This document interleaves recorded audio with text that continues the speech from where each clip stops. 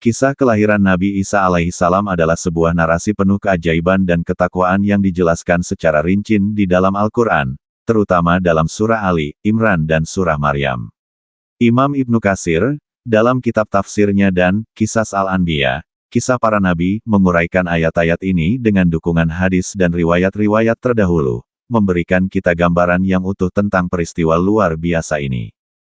Kisah ini dimulai jauh sebelum Maryam mengandung, yaitu dengan nazar ibunya, Hannah, istri dari Imran.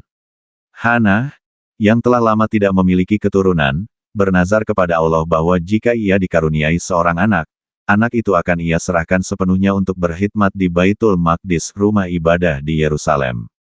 Allah Subhanahu wa Ta'ala berfirman, "Ingatlah ketika istri Imran berkata, 'Ya Tuhanku, sesungguhnya aku menazarkan kepada engkau anak yang dalam kandunganku menjadi hamba yang saleh dan berkhidmat di Baitul Maqdis. Karena itu terimalah nazar itu daripadaku. Sesungguhnya engkaulah yang maha mendengar lagi maha mengetahui.'" Quran Surah Ali, Imran, 35.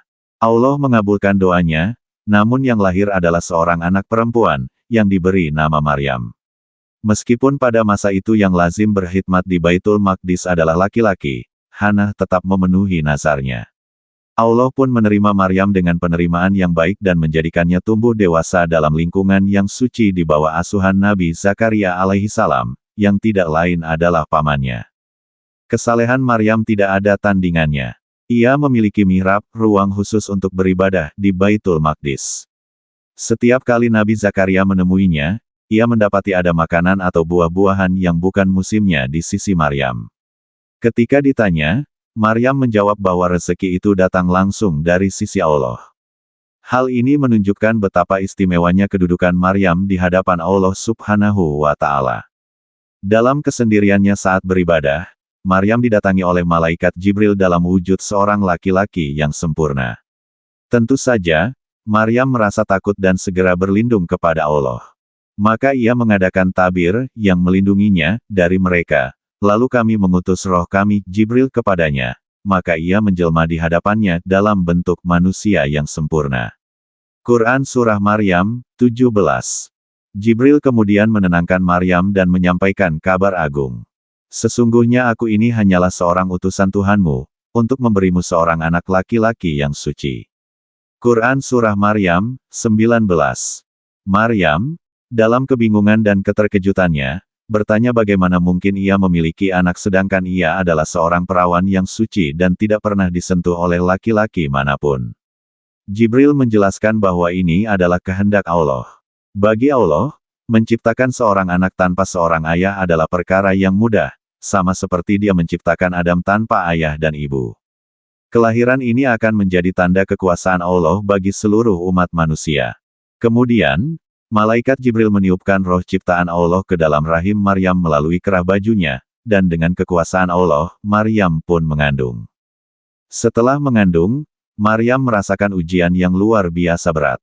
Ia khawatir akan fitnah dan cemoohan dari kaumnya, Bani Israel, yang terkenal sangat ketat dalam urusan kehormatan. Bagaimana ia bisa menjelaskan kehamilannya tanpa seorang suami? Untuk menghindari hal tersebut, Maryam mengasingkan diri ke sebuah tempat yang jauh di sebelah timur Baitul Maqdis. Ibnu Katsir menyebutkan bahwa tempat itu kemungkinan adalah Bethlehem, Baitul Lam. Selama masa kehamilan ini, Maryam hidup dalam kesendirian, sepenuhnya berserah diri dan bertawakal kepada Allah Subhanahu wa Ta'ala. Ketika waktu melahirkan semakin dekat, rasa sakit memaksanya untuk bersandar di bawah sebatang pohon kurma yang kering. Dalam puncak kepayahan, kesedihan, dan kekhawatirannya, ia sempat berangan-angan seandainya ia telah tiada sebelum peristiwa ini terjadi. Maka rasa sakit akan melahirkan anak memaksa ia bersandar pada pangkal pohon kurma. Dia berkata, "Aduhai, alangkah baiknya aku mati sebelum ini, dan aku menjadi sesuatu yang tidak berarti, lagi dilupakan." Quran Surah Maryam, 23. Di tengah penderitaan fisik dan batin itulah, pertolongan Allah datang. Sebuah suara, yang menurut Ibnu Katsir adalah suara malaikat Jibril atau Isa sendiri dari dalam kandungan, memanggilnya dari bawah. Suara itu memberinya kekuatan dan petunjuk.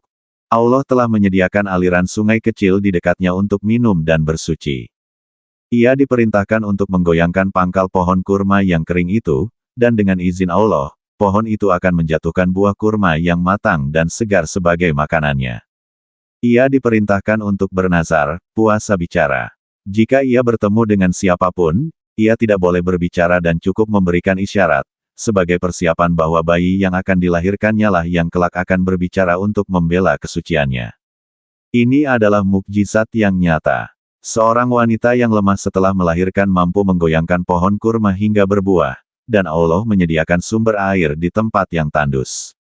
Semua ini adalah bukti nyata bahwa Maryam dan bayi yang dikandungnya berada dalam perlindungan dan penjagaan langsung dari Allah Subhanahu wa Ta'ala, mempersiapkan dunia untuk kelahiran seorang Nabi Agung, Isa alaihissalam.